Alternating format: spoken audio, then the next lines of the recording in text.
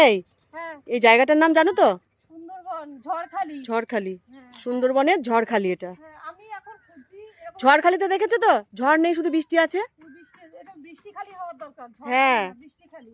বৃষ্টিখালি। চলো তো এদিকে যে একটু রিলস করব, এদিকে ভিউটা ভালো হবে। বাহ বাহ, আহ দারুণ তো, দারুণ দারুণ দারুণ।